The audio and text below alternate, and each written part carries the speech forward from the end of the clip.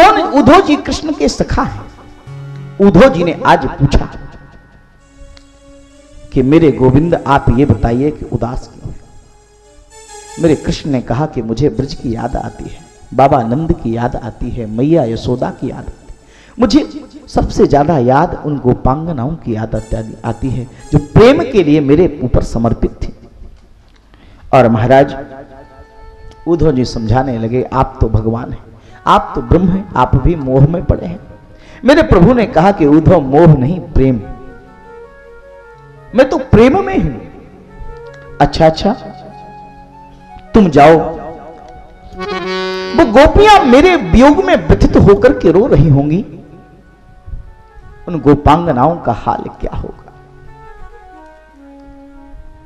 उद्धव मोहि बिज बिसरत नाही, हंस सुता की सुंदर कगरी, और कुंजन की छाही। सूरदास जी महाराज ने बड़ा सुंदर लिखा। मुझे उद्धव ये ब्रज भुला नहीं पाता, मैं उद्धव ब्रज को, गोपांगनाओं को भुला नहीं पाता, मैं अपनी प्रेयसी परम प्रियतमा श्री राधा को भुला नहीं पाता। और महाराज उद्धव ने कहा कि आप चिंता मत करो, मैं गोपियों को समझा के आऊंगा, मैं उनको ज्ञान का और ब्रह्म का, निर्गुण ब्रह्म का ज्ञान का उपदेश देने के लिए जाऊंगा। ज्ञान के गुमान से पंडित, ज्ञान के गुमान से पंडित उद्धव, ज्ञान के गुमान से मंडित पंडित उद्धव आज गोपांगनाओं को समझाने के लिए मथुरा से वृंदावन की ओर चले। और महाराज रास्ते में जैसे ही ब्रज की सीमा में प्रवेश करने लगे तो उद्धव के वस्त्रों से कांटे उलझ गए, मानो कांटे ये संदेश दे रहे हैं कि लगे वस्त्रों से उलझकर, लगे वस्त्रों से उलझकर कांटे उद्धव को ये समझाने, लगे वस्त्रों से उलझकर ये कांटे उद्धव को ये समझाने, क्या तुम्हारा ज्ञान पर्दा फाड़ देंगे प्रेम दीवाने, तुम्हारा ज्ञान पर्दा फाड़ देंगे प्रेम दीवाने। और महाराज आज बिरह से पीड़ित, आज उद्धव ने यमुना के किनारे स्नान किया, पीतांबर धारण किया, सब गोपियां थी वहां पर। जैसे उद्धव को देखा आश्चर्य हुआ, यह कौन है। एक गोपी ने कहा यह तो उनका भेजा हुआ दूत है। एक बोली हां, अब तो वे इतने बड़े हो गए हैं, मथुरा के राजा हो गए हैं कि अब तो वो दूत ही भेज देंगे, खुद नहीं आते वो। और महाराज वृषभानु या राधा जी की भगवान के जाने के बाद क्या दशा होती है। वियोग में ना मूर्छा है ना अनमनी है। राधा जी की मूर्छा अवस्था बीती है, आज मूर्छित हो गई है कृष्ण के वियोग में। राधा ने आंख खोली, गोपी ने कहा सुंदरी वृषभानुजा, उनका भेजा हुआ दूत आया है। बोली राधा, दूत कहां है दूत। एक भंवरा फूल पर गुनगुना रहा था। काचिन्न मधुकरम दृष्ट्वा ध्यायन्ति कृष्ण संगमम, प्रिय प्रस्थापितम दूतम कल्पयित्वेदम अब्रवीत। मधुकर को देखा और उस भ्रमर को ही संकेत करते हुए उद्धव को सुना रही। मधुकर को देख करके कहा कि प्रीतम का भेजा हुआ यह दूत है। और भंवरे को देख करके जो गोपियों ने गीत गाया है उसको श्रीमद् भागवत में भ्रमर गीत कहते हैं। गोपियों ने कहा कि वह है भ्रमर गीत। 10वें स्कंध में मैंने बताया कि 5 गीत हैं। और देखो, मधुपकित वबंधो मां स्पृशांघ्री सपल्यः, कुछ बिलुलित माला कुहुकुम्मसूर्भिर्नः, वहत मधुपतिस्तन माननी नाम प्रसादम, यद सदस्य विडम्यम यस्य दूतस्त्वमीद्रक। हे मधु, मधु पीने वाले, नाश किया है क्या क्या क्या गुनगुन करता है, हमारे चरणों को छूता है। हमारे चरणों को मत छूना, दूर हटो। मथुरा में हमारी जो सौतने हैं उनके गले में फूल माला पर बैठ करके तू आया है। ये संदेश दे रही हैं उद्धव को। उनकी फूल माला में, उनकी केस राशि में जो पुष्प गुंठित थे उनमें बैठ करके आया है और फिर हमारे चरणों में बैठ रहा है, हमारी सौतों के यहां से बैठ के आया है। और महाराज हमसे यह सहन नहीं होगा। जिसका तू दूत बनकर के आया है हम उसे जानते हैं और तुझे भी हम जानते हैं। और देखो भाई, तुम दोनों एक जैसे हो, तुम भी काले हो और वह भी काला है। वो भी हमको फंसा कर चला गया और तुम भी हमको फंसा कर चले जाओ। तुम्हारी प्रीति एक रस नहीं है। तुम एक फूल पर बैठते हो, फिर इसके बाद दूसरे फूल पर बैठते हो और उसी प्रकार से वो जो तुम्हारा मालिक है, तुम जिसके दूत बनकर के आए हो, अब आज तक हमसे प्रेम करता था, अब जाकर के मथुरा में कुब्जा जैसी सुंदरियों से प्रेम करने लगा।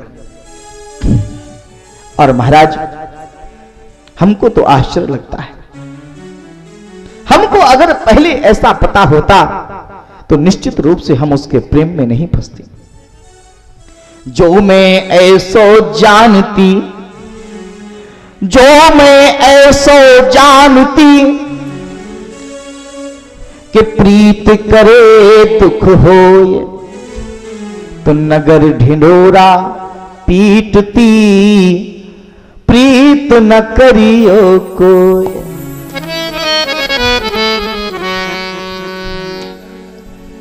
कि यारो मोहब्बत का यही अंजाम होता है, कि यारो मोहब्बत का यही अंजाम होता है, कि रोती हैं आंखें और ये दिल नादा खामखा परेशान होता है। कि रोती है आंखें ये दिल नादा खामखा परेशान होता है, कि यारो मोहब्बत का यही अंजाम होता है। आज गोपियां कहती हैं कि हमें अगर पहले पता होता तो निश्चित रूप से हम उद्धव, अरे हे भ्रमर, हम प्रेम नहीं करते तुझसे। और महाराज इस प्रकार से भ्रमर को संबोधित करते हुए उद्धव को सुना रही। और महाराज उद्धव ने जब गोपांगनाओं के प्रेम की निष्ठा को देखा तो उद्धव सामने आ। और महाराज तुम्हें कृष्ण से प्रेम हुआ है ब्रजांगनाओं, तुम कृष्ण से गोपियों ने पूछा क्या लाए हो, बोले संदेश लाया हूं। फिर हंसने लगी एक दूसरे को देख करके गोपियां। और देखो भाई, संदेशा उनका आता है जो कहीं बाहर गया हो। अरे उद्धव, वो तो हमारे दिल के भीतर है, उसका कैसा संदेशा। देखो भाई, प्रीतम को पतिया लिखूं, प्रीतम को पतिया लिखूं, जो हो वो परदेश। प्रीतम को पतिया लिखूं, जो हो वो परदेश। और जो तन में मन में नैनन में, उसको क्या संदेश। और महाराज और कहने लगी गोपियां कि हमारे तो भीतर हृदय में श्याम सुंदर है, तुम हमें क्या संदेश देते हो।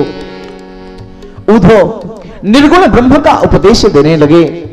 ज्ञान के गुमान से मंडित पंडित उद्धव ने आज गोपांगनाओं को योग का, निर्गुण ब्रह्म का उपदेश देना शुरू कर दिया।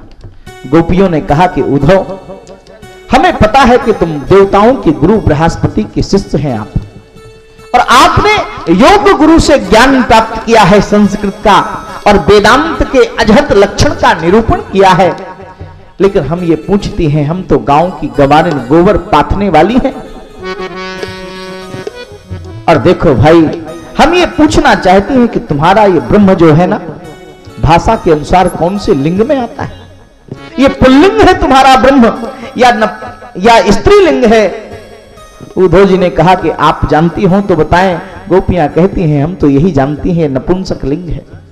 उद्धव ने कहा सच है, ब्रह्म शब्द संस्कृत व्याकरण के अनुसार नपुंसक होता है। गोपियों ने कहा कि हमें नपुंसक ब्रह्म नहीं चाहिए, हमें तो सगुण साकार चेतन ब्रह्म चाहिए, जिससे हम प्रेम कर सकें, जिसका हम आलिंगन कर सकें, जिसके साथ नृत्य कर सकें। और महाराज आज ज्ञान के गुमान से मंडित पंडित उद्धव गांव की गवारिन भोली भाली गोपियों के सामने निरुत्तर हो गए।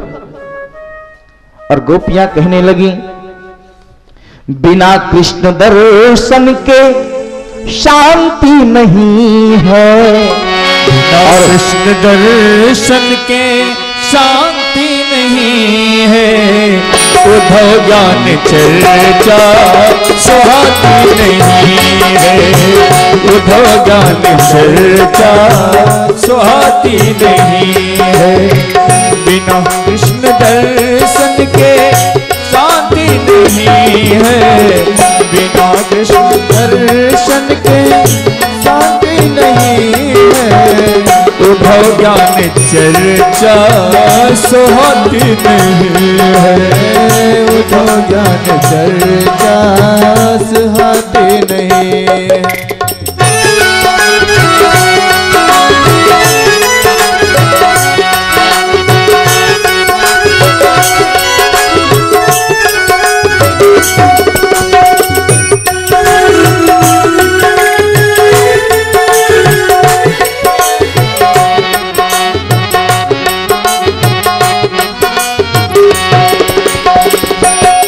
तुम सुनाते हो निर्गुण कहानी, क्या तुम सुनाते हो निर्गुण कहानी, क्या तुम सुनाते हो निर्गुण कहानी, क्या तुम सुनाते हो निर्गुण कहानी, क्या तुम सुनाते हो निर्गुण कहानी,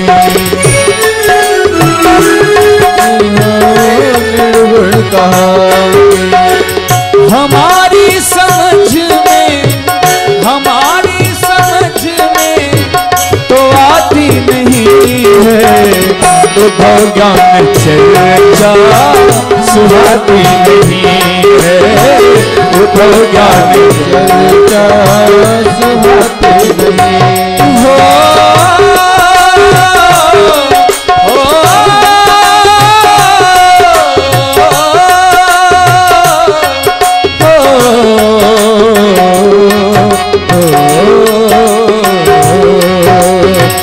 बसी दिल के अंदर में मोहन की मूरत, बसी दिल के अंदर में मोहन की मूरत,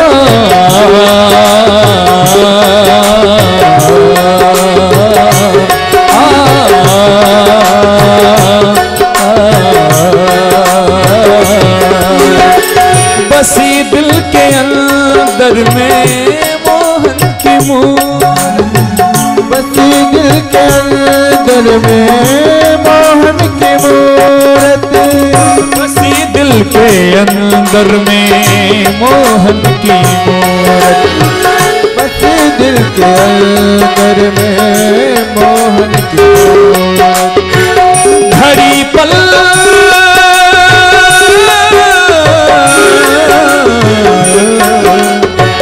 घड़ी पल कभी दूर, घड़ी पल कभी दूर जाती नहीं है, उद्धव ज्ञान चर्चा सुहाती नहीं है, उद्धव ज्ञान चर्चा सुहाती नहीं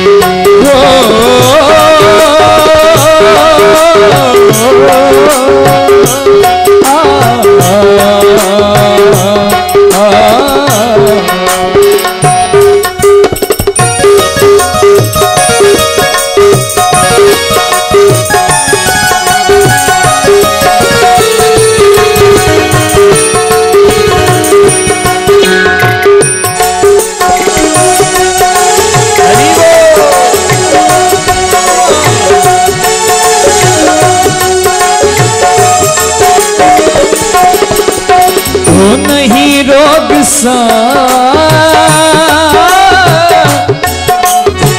नहीं योग साधन की हमको जरूरत, नहीं योग साधन की हमको जरूरत। सागा मगर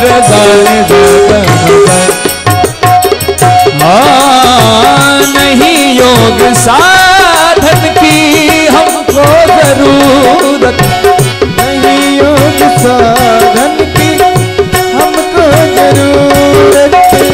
नहीं योग साधन की हमको जरूरत। बिना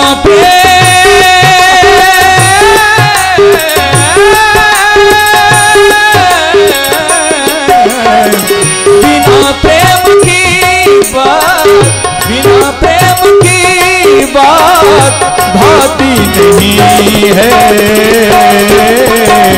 उधो ज्ञान चर्चा सुहाती नहीं।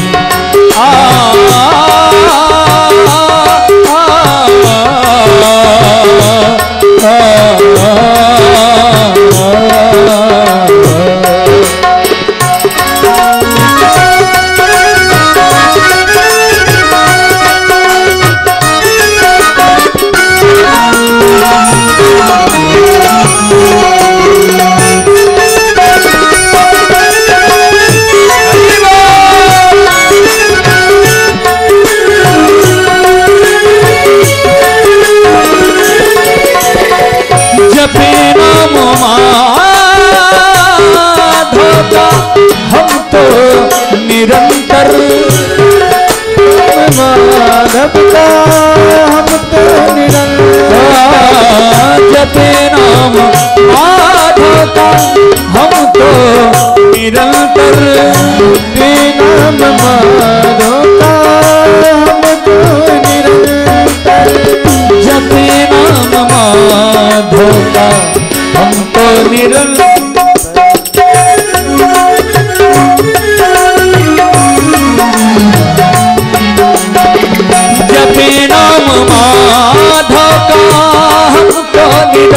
निरंतर जपे नाम माधव का हमको निरंतर। ब्रह्मानंद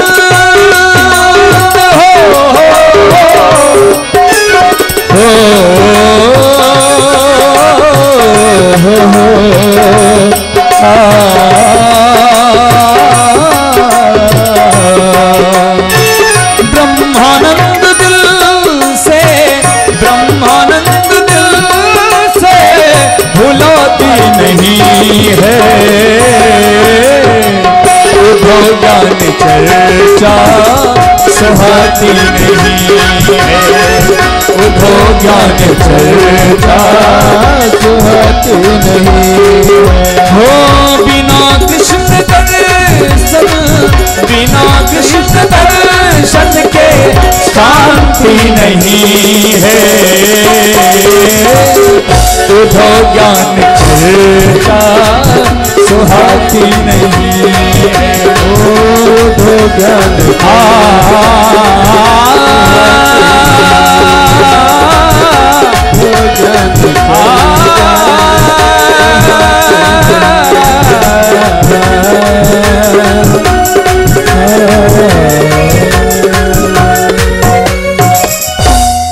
उधो हमें ज्ञान अच्छा नहीं लग रहा। हमारे कानों में तुम्हारा ये ज्ञान हमारे कर्ण पुटों में विष घोल रहा है, चुभ रहा है। और वियोग से पीड़ित हैं गोपियां। उधो को संदेश दे दिया, उधो समझ गए। और हम तो केवल गोविंद का स्मरण करती हैं, गोविंद का ध्यान करती हैं। गोविंद ही हमारे सार सर्वस्व हैं। और महाराज हम तो उनकी ही बाट जो रही हैं। हमें तो उन्हीं के मिलन का इंतजार है। हम तो उन्हीं की बाट को जोह रही हैं। हम तो न जाने कब से बाट जो रहे हैं। श्याम आएगा, हमें दर्शन देगा, हमसे पूछेगा कैसी हो। आइए एक छोटा सा गीत।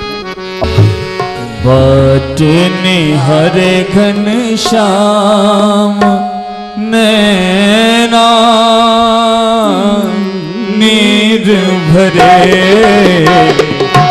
बाट निहारे घनश्याम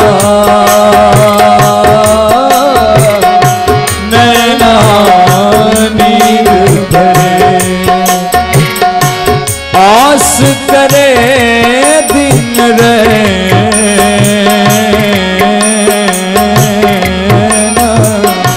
नैना नीर भरे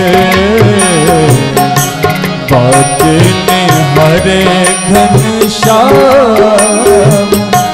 नैना नीर भरे। प्रसिद्ध गजल गायक जगजीत सिंह ने गाया है इसको।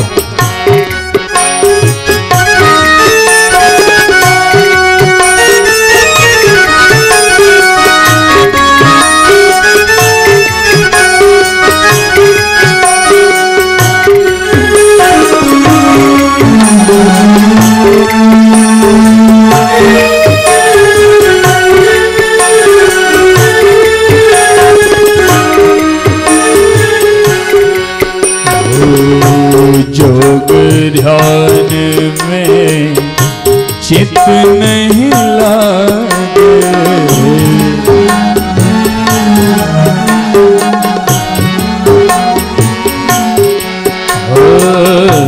मन की पीर पल पल जागे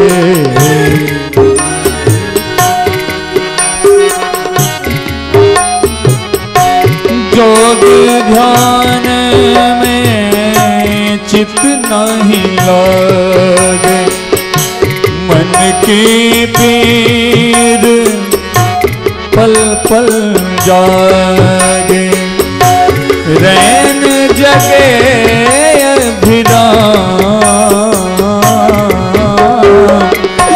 नैना नीर भरे बाट निहारे घनश्याम नैना नीर भरे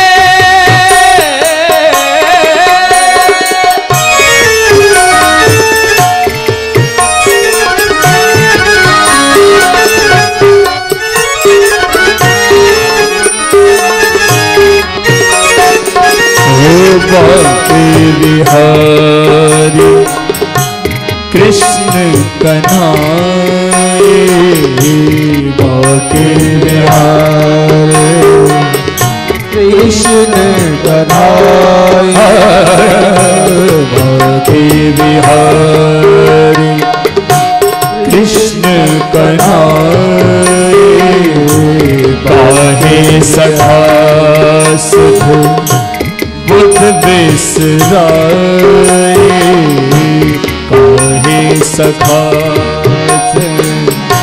बुध बिसराए कब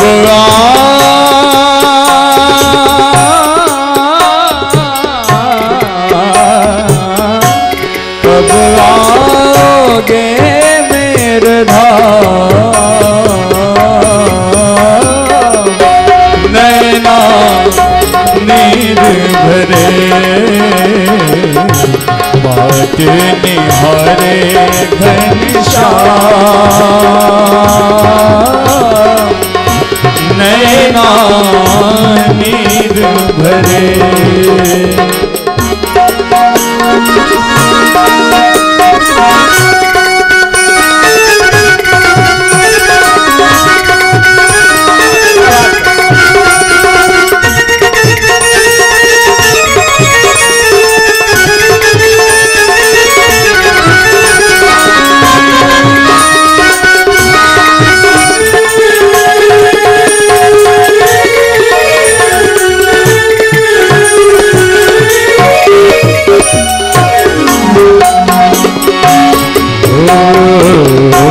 पतित पावन शरण में लीनो पतित पावन शरण में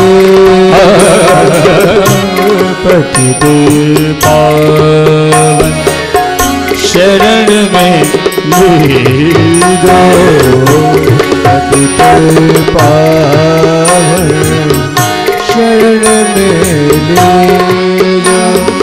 ओ लाए सखा हरे दर्शन दे दो, लाए सखा हरि दर्शन दे दो। लगन लगी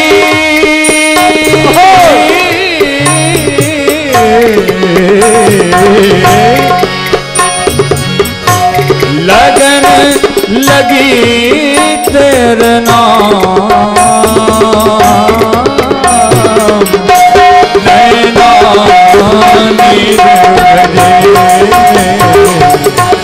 लगन लगी तेरे नाम, नैना नीर भरे।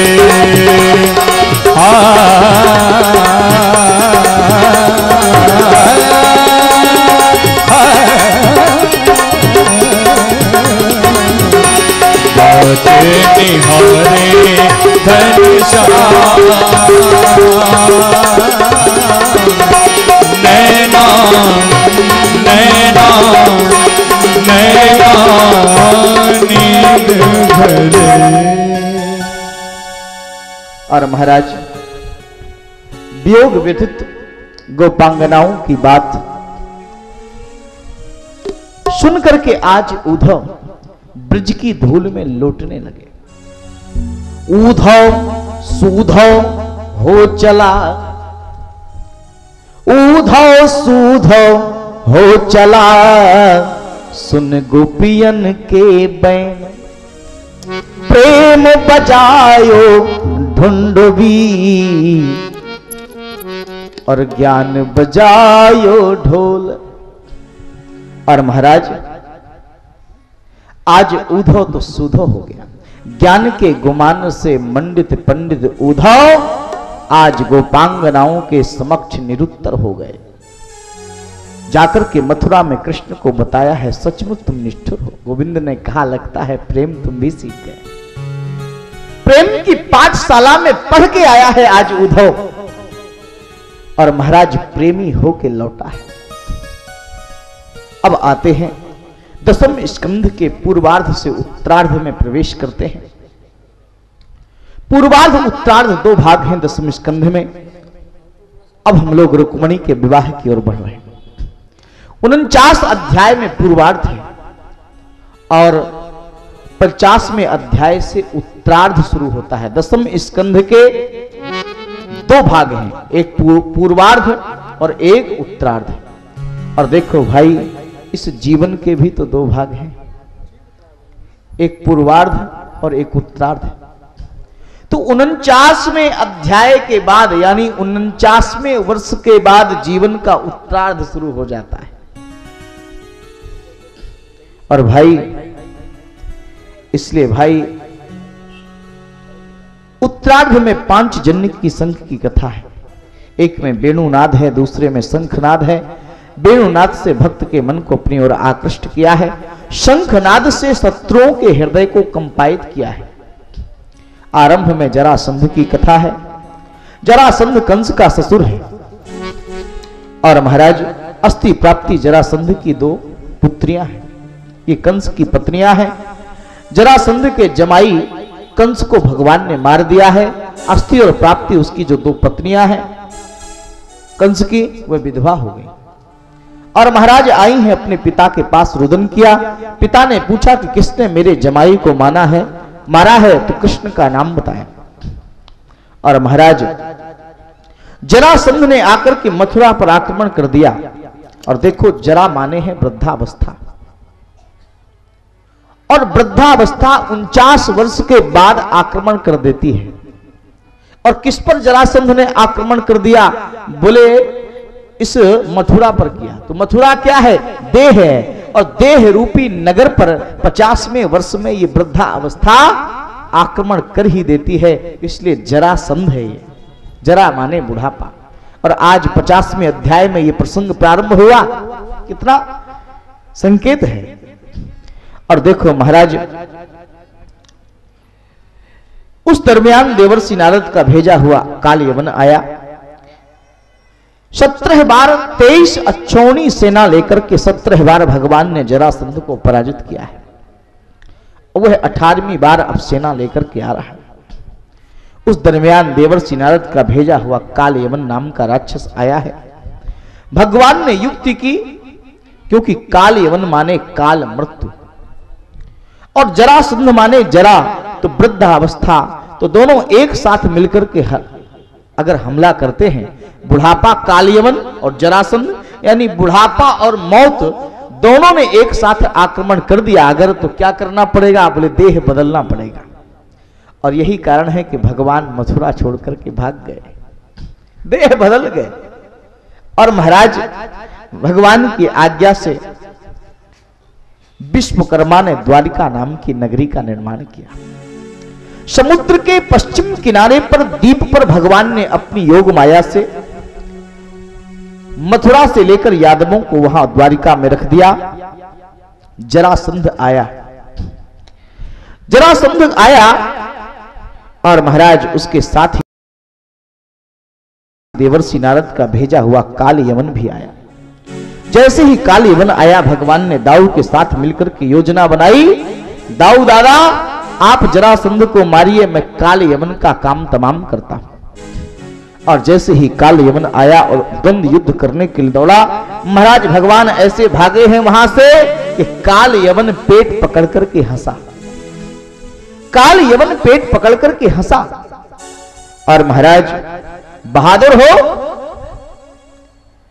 महात्मा ने तो बहुत बखान किया था, ये तो भाग रहा है। और महाराज जब मैं आया हूं काल यवन के पीछे पीछे तो इसको मार करके जाऊंगा, ऐसा कन्हैया सोचते हैं। लेकिन काल यवन को देख करके हमारे कन्हैया भयभीत होकर भाग गए, ऐसा नहीं है। ये युक्ति है भगवान की। भागते हुए एक गुफा में भगवान छुप गए और फिर से काल यवन हंसा, बोला बल नहीं है। अरे इसमें तो बल नहीं है, भाग रहा है और बुद्धि भी नहीं है, गुफा में घुस गया, भागने का आगे रास्ता भी नहीं। और महाराज उस गुफा में एक पुरुष सोया हुआ था। कृष्ण ने अपना उत्तरीय यानी ऊपर का पीतांबर, उत्तरीय वस्त्र उसके ऊपर उड़ा दिया और छुप गए। काल यवन जब आया, सोचा कन्हैया सो रहा है, फिर से पेट पकड़ करके हंसा, मैं पीछे पड़ा हूं और ये सो गया है, कितना मूर्ख है।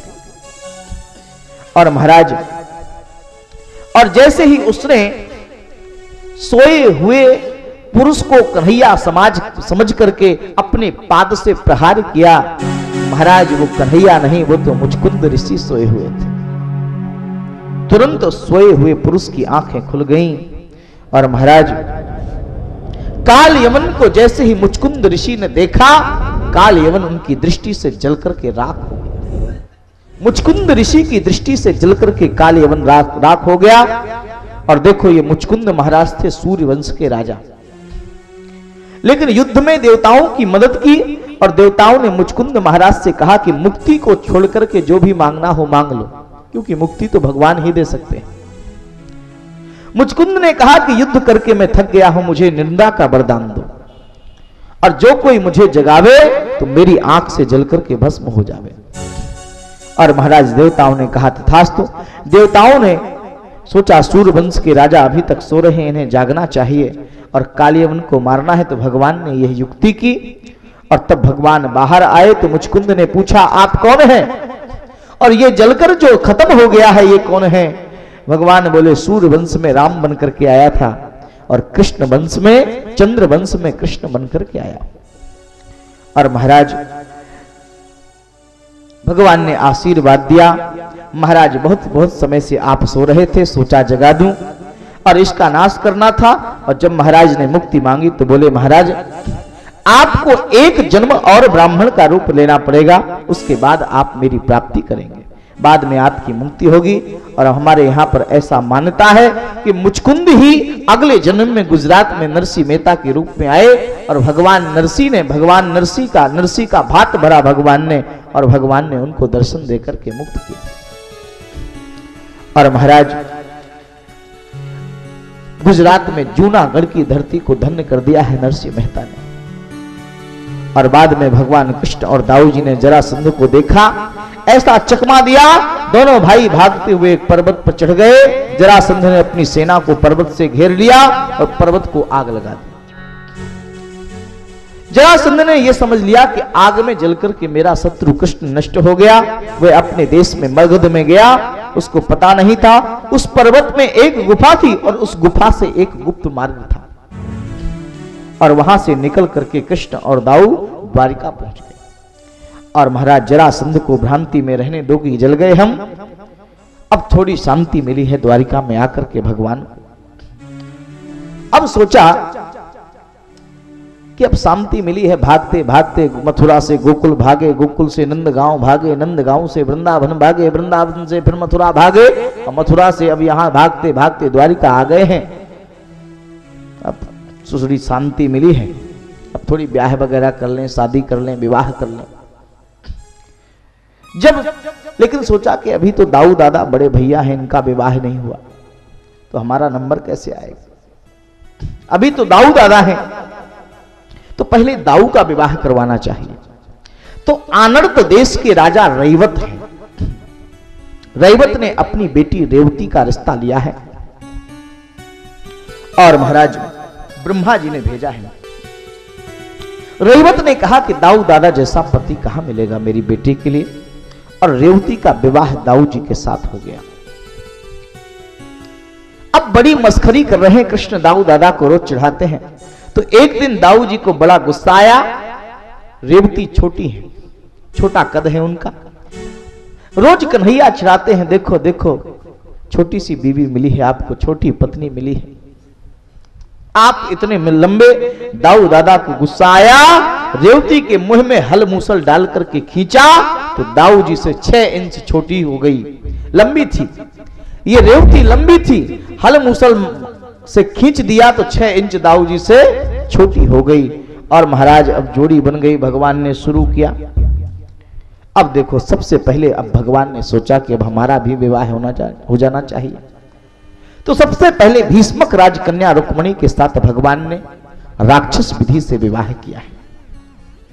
क्षत्रियों में राक्षस विधि से विवाह श्रेष्ठ माना जाता है, क्योंकि उसमें कन्या का अपहरण करना होता है और महाराज अपने बाहुबल का प्रदर्शन करना होता है, युद्ध करना होता है।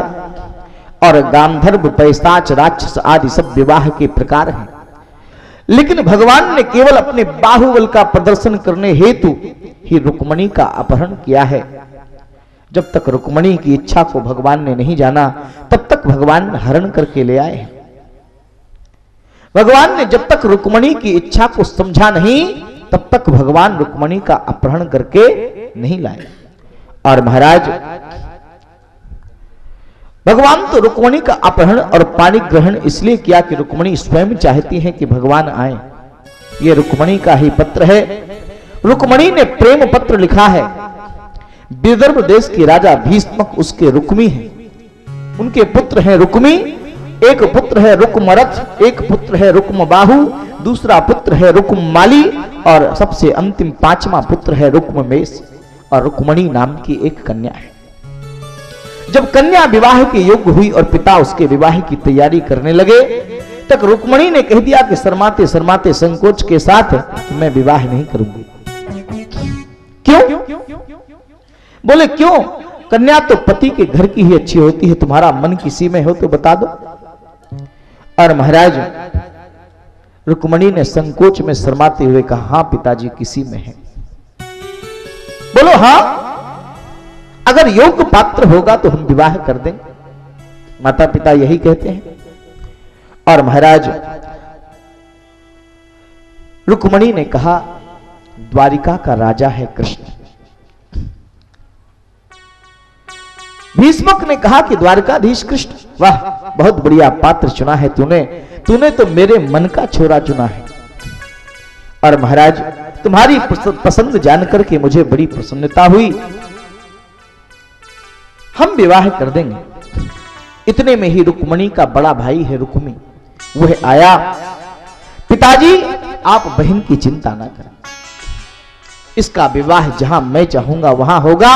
मैंने अपने मित्र शिशुपाल को यह वचन दिया है कि मैं अपने मित्र से इसका विवाह करूंगा। और महाराज मैंने सब तय कर लिया है। और महाराज रुक्मणी ने कहा कि वह शिशु को संभाले।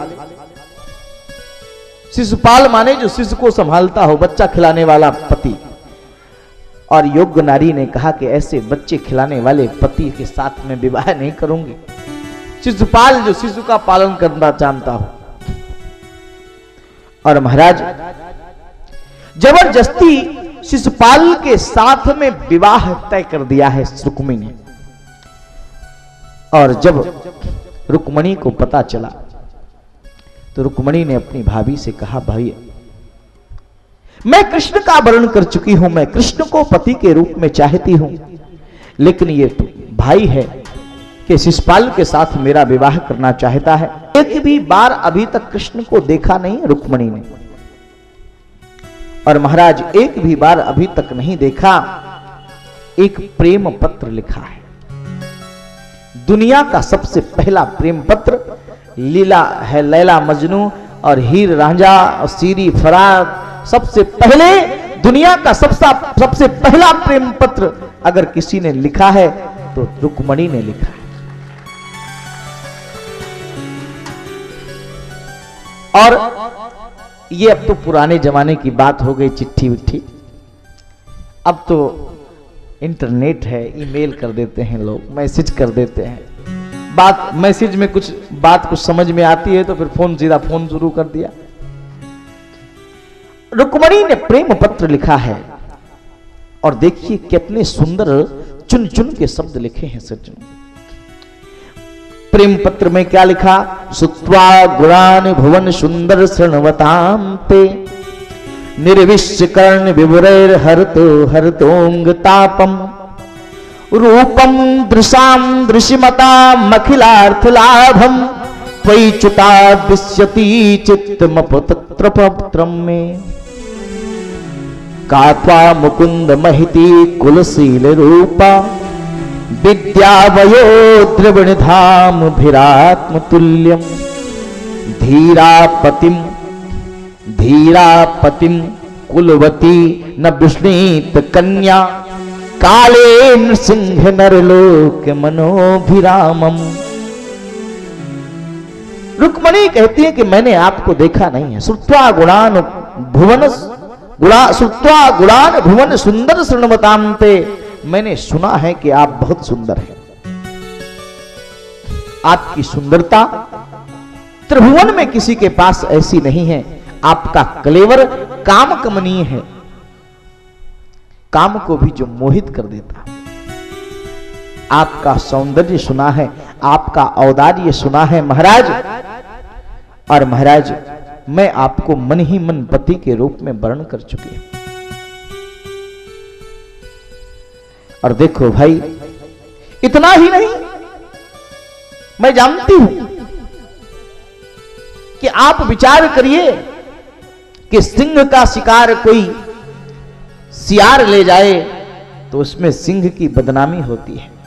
आप सिंह हैं, यानी थोड़ी जोश भी दिलाया है,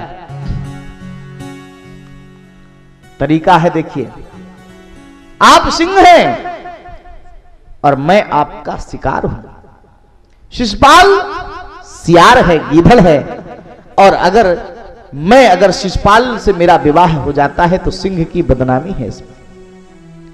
और महाराज भूदेव नाम का सुदेव नाम का ब्राह्मण, सुदेव नाम का भूदेव, भूदेव कहते हैं ब्राह्मण को, सुदेव नाम का भूदेव आज रुक्मिणी का पत्र लेकर के भगवान के पास आया है, प्रेम पत्र पढ़ा है। और देखो रुक्मिणी के मंदिर में, द्वारिका के मंदिर में आज भी गुजरात में रुक्मिणी का प्रेम पत्र प्रतिदिन पढ़ा जाता है। और महाराज शयन आरती के समय भगवान को सुनाया जाता है। और गुलाब का फूल भी भेजा है साथ में। क्यों? बोले ये प्रेम का प्रतीक है, आमंत्रण, प्रेम के आमंत्रण का प्रतीक है गुलाब का फूल। आप ही लोग नहीं वैलेंटाइन डे में लिए घूमते हो?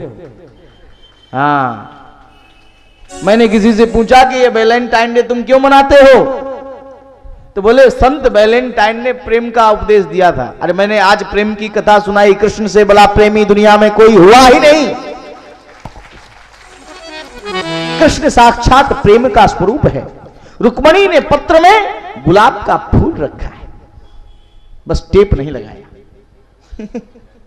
गुलाब का फूल रखा है और महाराज मानो प्रेम का आमंत्रण दिया है। और देखो पुष्प को सुमन कहते हैं और सुमन का अर्थ होता है सुंदर मन। मानो मेरा मन आपके प्रति समर्पित है। और देखो भाई, भगवान ने सोचा कि अब तो पाणी ग्रहण करना ही पड़ेगा, हमारा भी समय आ गया है विवाह का, अब विवाह करना ही पड़ेगा। और भगवान ने ब्राह्मण से कहा कि ठीक है। और देखो बड़ा सुंदर पत्र है, 7 श्लोकों में रुक्मणी ने प्रेम पत्र लिखा है। और देखो भाई बहुत सुंदर संबोधन है, भुवन सुंदर कहा। मर्यादा का माधुर्य भी है, प्रेम भी है, सत्य का सौंदर्य भी है। और देखो भाई सबसे पहली भक्ति है श्रुत्वा, सुनना, और इसलिए पहला शब्द लिखा है श्रुत्वा।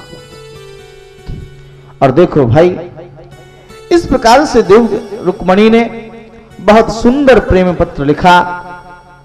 सबसे जो वेगवान घोड़े थे, भगवान ने अपने सारथी दारुक को बुलाया। दारुक सबसे जो वेगवान घोड़े हैं, हवा के साथ जो बातें करते हैं, पाकर राणा का इशारा चेतक तुरंत मुड़ जाता है, उसी तरह के घोड़े को जो है कहा कि रथ में लगाओ।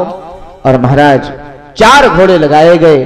घोड़ों का नाम भी है शैब्य, सुग्रीव, मेघ पुष्प और बलाहक। इन 4 घोड़ों को लगाया और महाराज इसी वक्त चले। विदर्भ दारुक चला, उसने रथ को तैयार किया, सुदेव भूदेव को रथ में बैठाया, वासुदेव कृष्ण बैठे, रथ को हाँकना प्रारंभ कर दिया। और महाराज भीष्मक कन्या के विवाह की पूरी तैयारी है।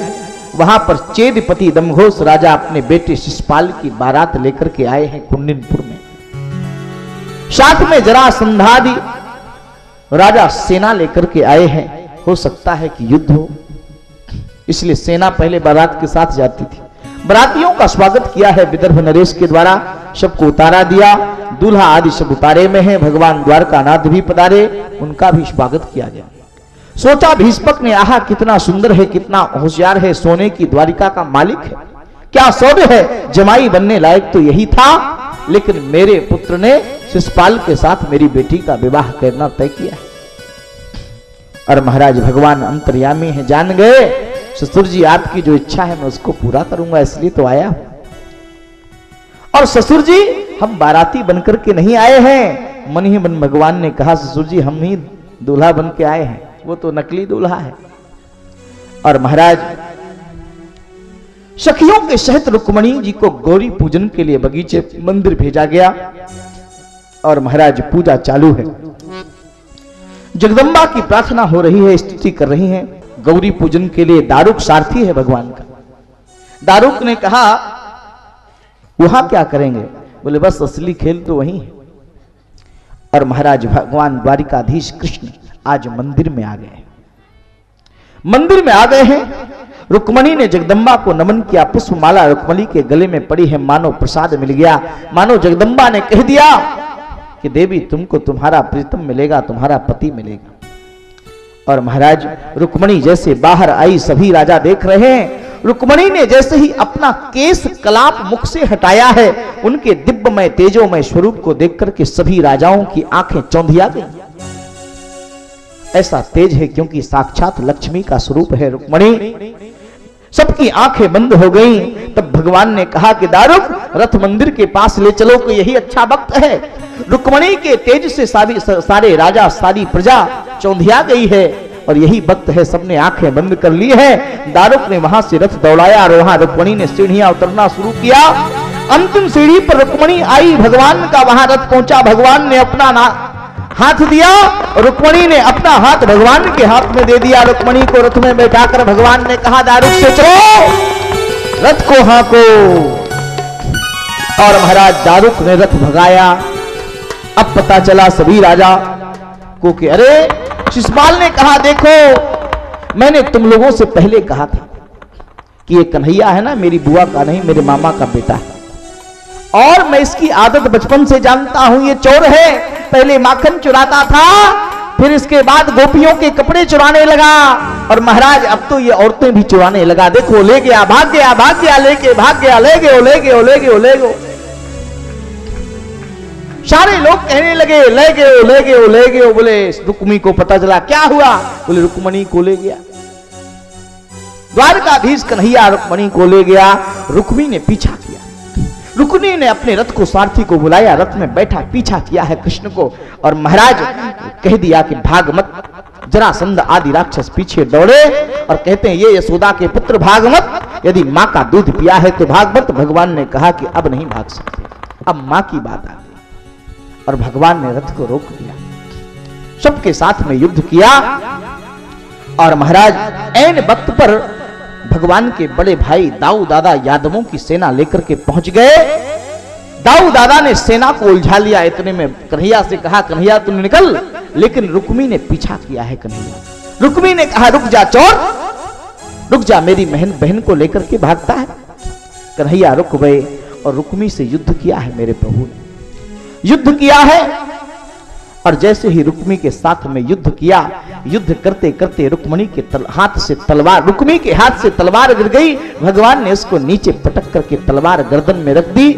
रुक्मणी जी ने हाथ पकड़ लिया, गोविंद मेरा भाई है, मारो मत, गोविंद मेरा भाई है, मारो मत। भगवान ने छोड़ दिया, और महाराज कहा कि अभी तुझसे आगे भी रिश्तेदारी करनी है, और आगे आप सुनेंगे।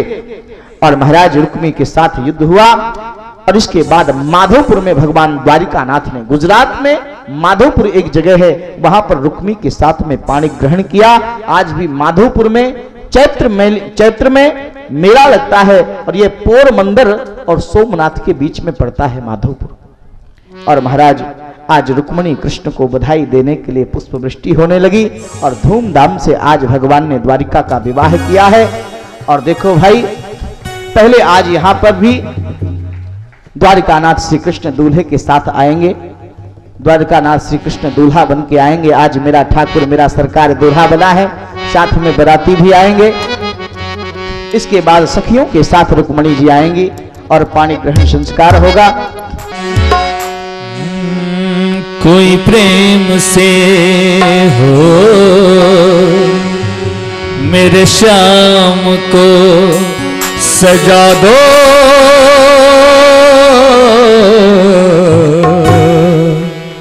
गजब हो जाएगा।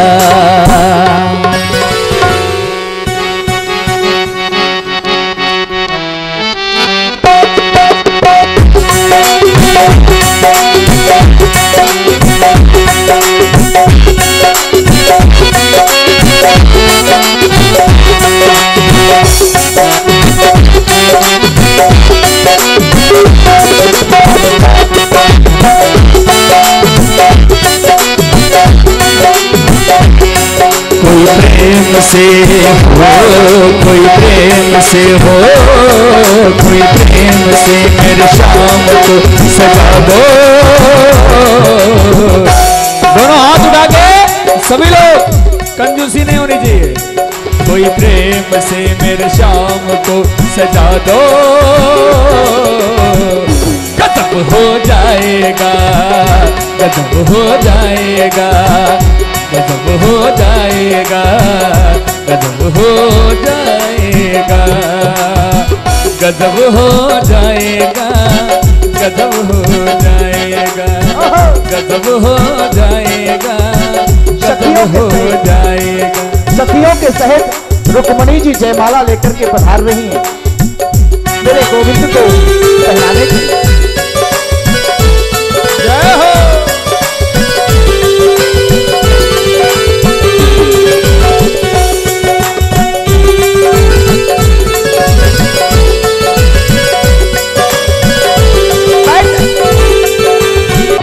सांवरे के माथे पे चंदन लगा दो, ऐसा बना दो इसको, ऐसा सजा दो। के माथे लगा दो, ऐसा बना दो इसको, ऐसा सजा दो। सांवरे के माथे पे चंदन लगा दो, ऐसा बना दो इसको, ऐसा सजा दो, ऐसा सजा दो। कि देखते हो, कि देखते ही देखते मन उसका दास बन जाएगा, दास बन जाएगा, दास बन जाएगा।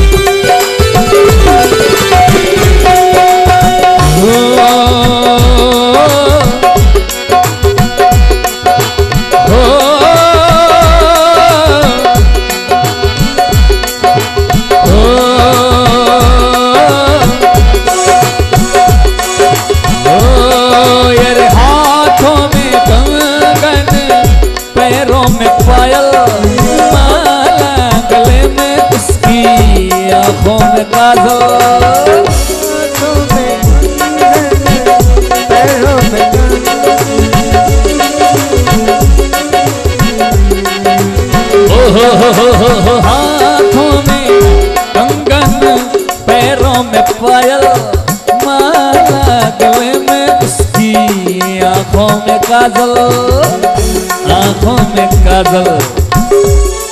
कि काजल हो, कि काजल को देख करके सबका,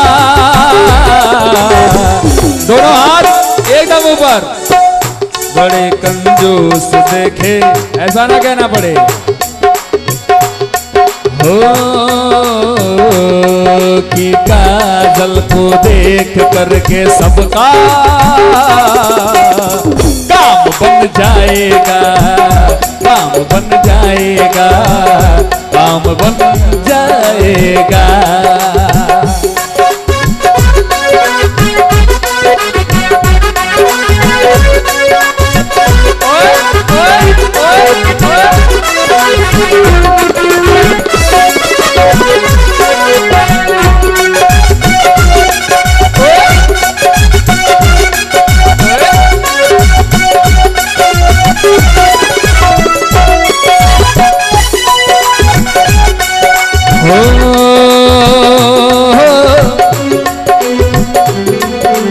लत घुंघराले हैं, सूरत है भोली, देख करके श्याम जी की मैया यूं बोले।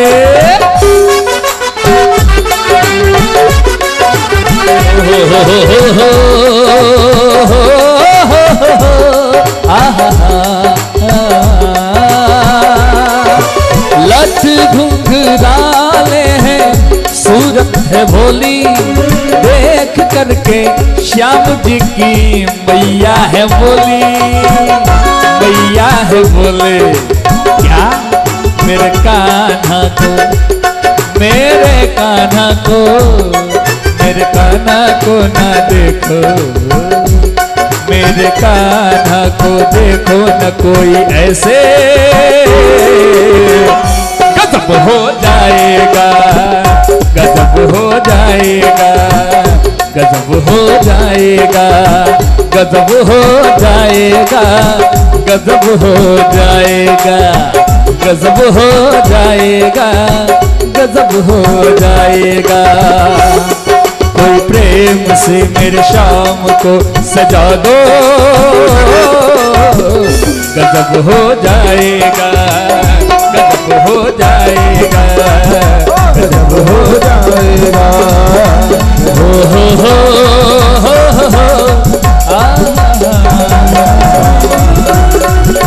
गजब हो जाएगा।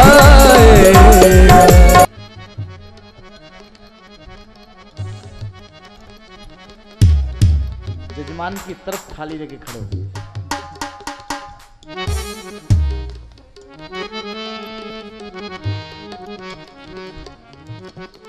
और महाराज सुंदर सा गीत, सुंदर सा भजन।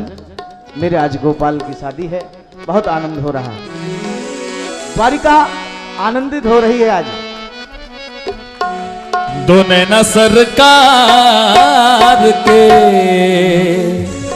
कटीले हैं कटार के। 1 2 3 4 दोनों हाथ उठा के बोलिए राजा रानी सरकार की, बोलिए बाके बिहारी लाल की।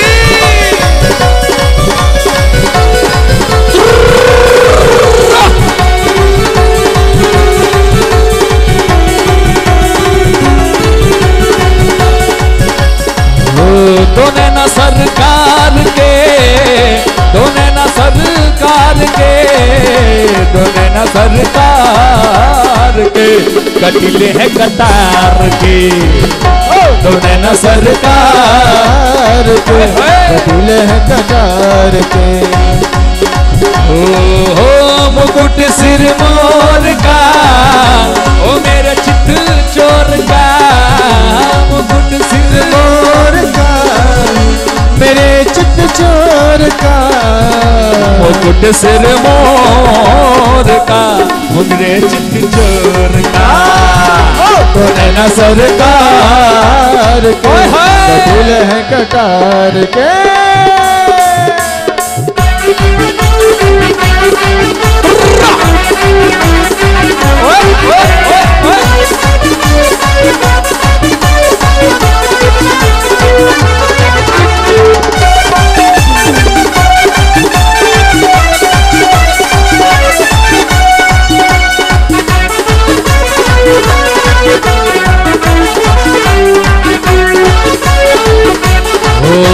कमल लजाए तेरे नैनों को देख के।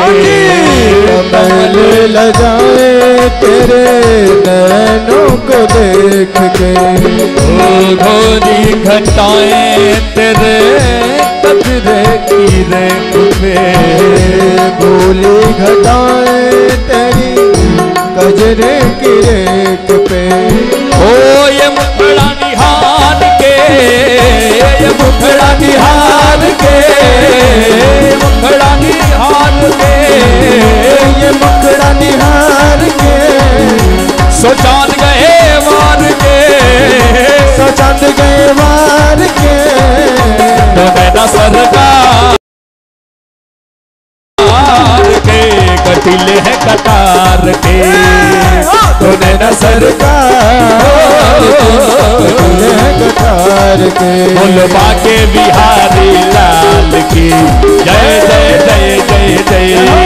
बोलो बाके बिहारी लाल की जय जय जय जय। हो जरा ताली बजा के बोलो, दोनों हाथ उठा लो सभी लोग। जरा ताली बजा के बोलो, जरा ठुमका लगा के बोलो, और जरा कमर हिला के बोलो, धूम मचा के बोलो। हाँ तो नैना सरकार के कटीले हैं कटार के। तो नैना सरकार के कटीले हैं कटार के। धनी बाबा कमरे सानी सा, बाबा धनी बाबा कमरे सानी सा, बाबा धनी बाबा कमरे सानी सा, कमरे सानी सा, कमरे सानी सा।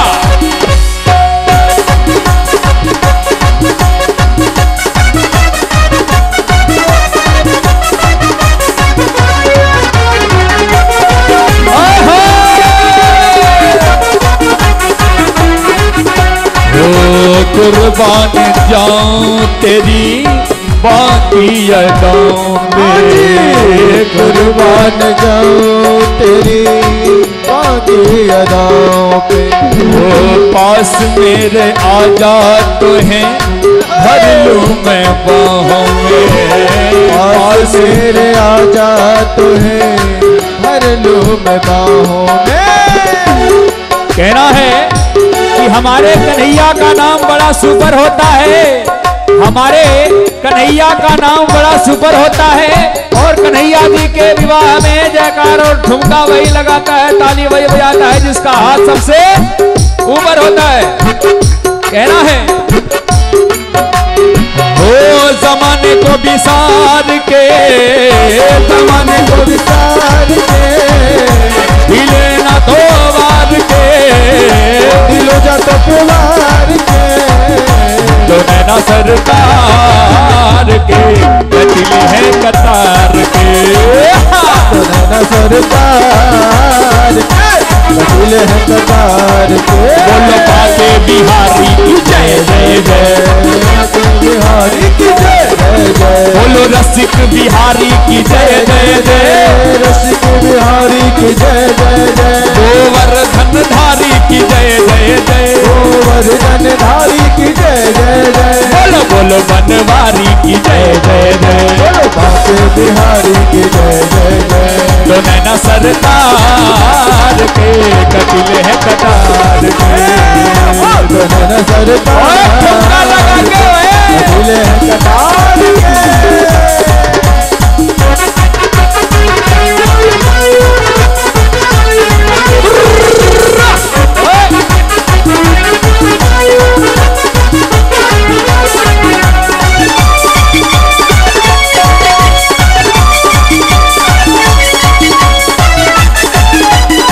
बोलो बाके बिहारी लाल की जय।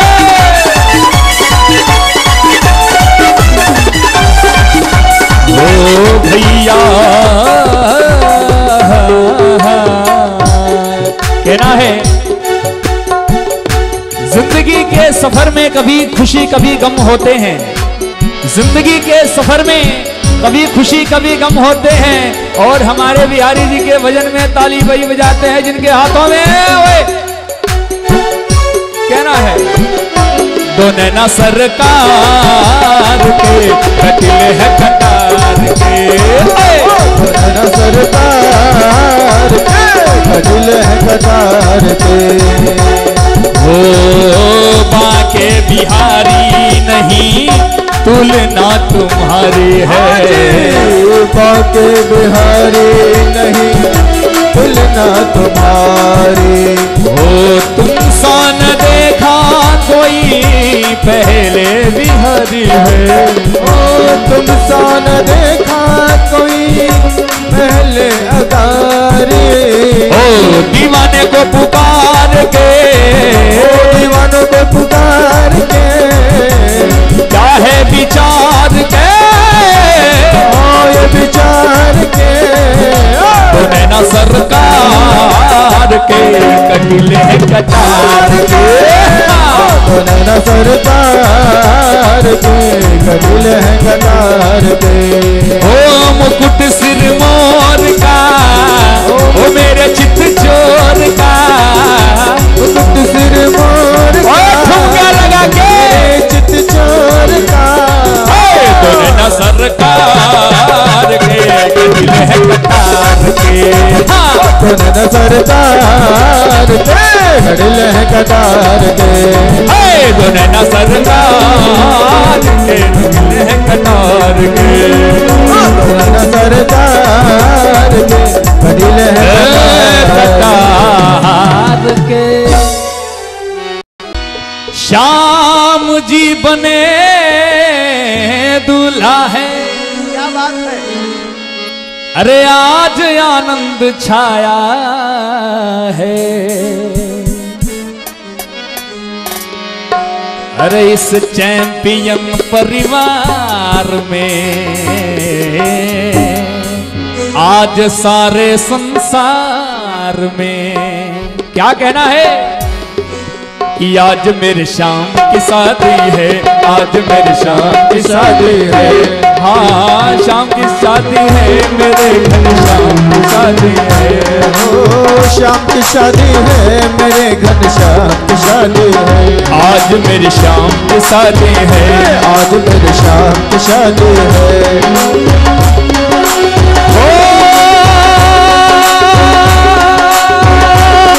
हुक्मरे और श्री शाम विराजे शोभा न्यारी है, आज श्री श्याम की शादी है, आज श्री श्याम की शादी है, हाँ शाम की शादी है, मेरे घनश्याम की शादी है, हाँ श्याम की शादी है, मेरे घनश्याम की शादी है, आज मेरे श्याम की शादी है।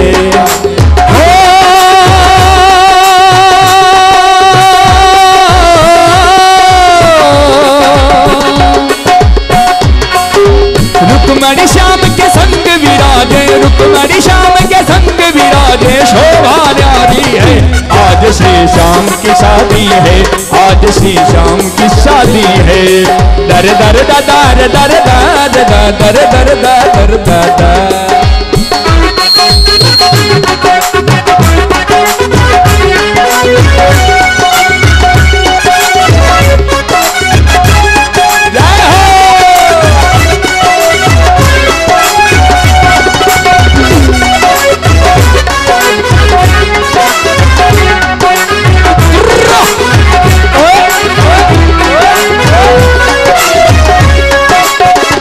कोई नाचे कोई गाए, कोई नाचे कोई गाए, मधुर संगीत सुनाए, मधुर संगीत सुनाए। और मैं अपने प्रिय श्रोता बंधुओं से चाहूंगा कि अभी इस नवरात्र में हमारी एक एल्बम आई है, गजब है मैया का श्रृंगार। मैं निवेदन करूंगा कि एक बार उस एल्बम को आप जरूर सुने, बड़ी कृपा होगी, कहना है। ओ कोई नाचे कोई गाए, मधुर संगीत सुनाए, मधुर संगीत सुनाए, मधुर संगीत सुनाए। आज आनंद है छाया, खुशी का छाया, खुशी का समय है आया, खुशी का समय है आया। आज आनंद है छाया, खुशी का समय है आया हो।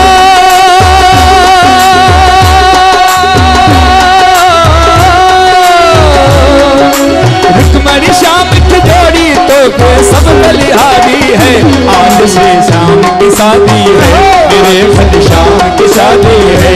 हाँ श्याम की शादी है, मेरे घनश्याम की शादी है। श्याम की शादी है, मेरे घनश्याम की शादी है।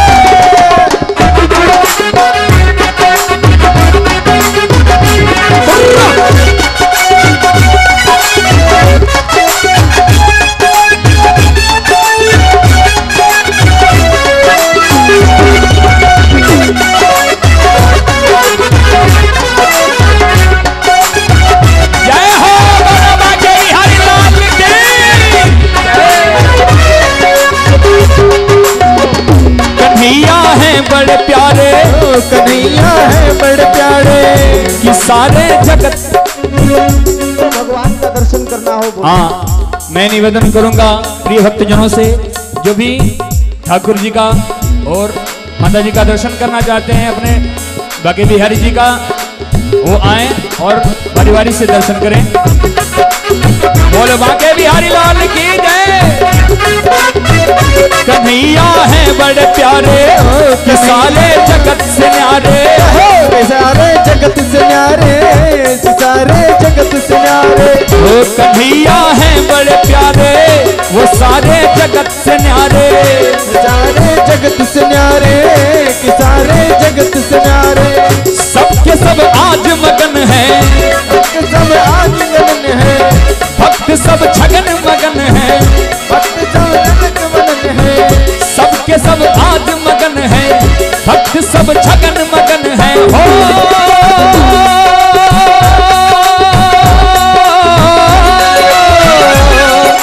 श्याम और रुक्मिणी की जोड़ी लगती प्यारी है, आज मेरे श्याम की शादी है, आज मेरे श्याम की शादी है। हाँ श्याम की शादी है, मेरे घनश्याम की शादी है।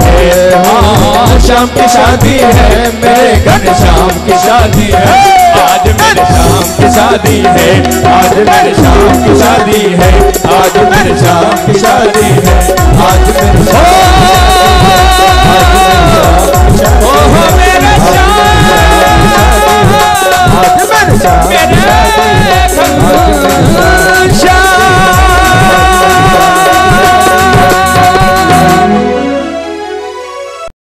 नमः रत्नैश्वर्यै नमः। ओम चंद्रमा मनसोदाध्यक्षः सौर्योरायदा सूत्रादो आयुष्य प्राण समुखादग्निराजायता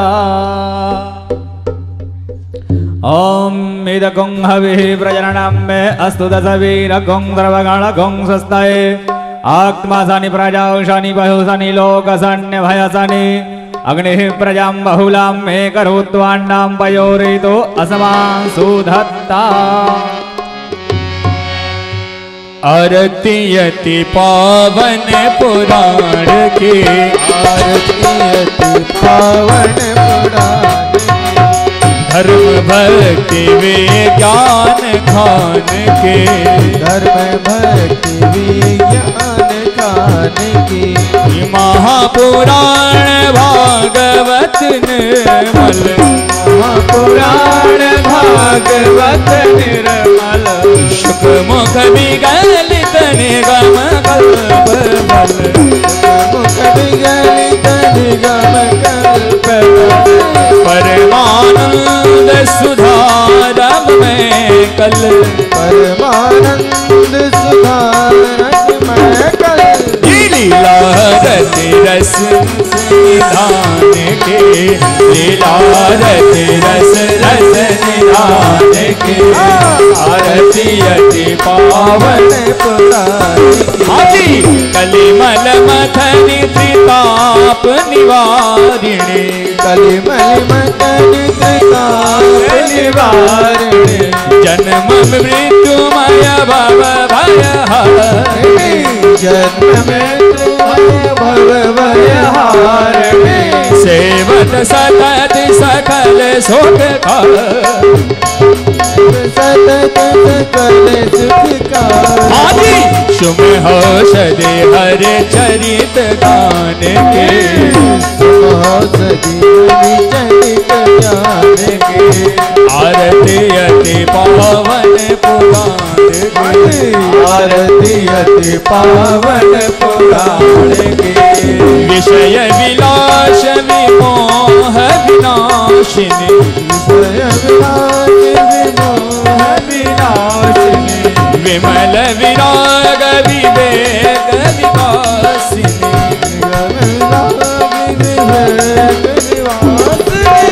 भगवत तत्व प्रकाशिनी भगवत रहस्य प्रकाशिनी परम ज्योति परमात्म ज्ञान के परमात्म ज्ञान परमहंस मुनि मन उल्लासिनी परमहंस मुनि मन उल्लासिनी रसिक हृदय रस रास विलासिनी रसिक हृदय रस रास विलासिनी भक्ति मोक्ति रति प्रेम सुदासिनी भक्ति मोक्ति रति प्रेम सुदासिनी कथा किंचन ही यशोदान के आरती अति पावन पुराण के आरती अति पावन पुराण के ओ धर्म भक्ति विज्ञान खान के आरती अति पावन पुराण के आरती अति पावन आरती अति पावन आरती अति पावन पुराण ओम जले शीतलीकरण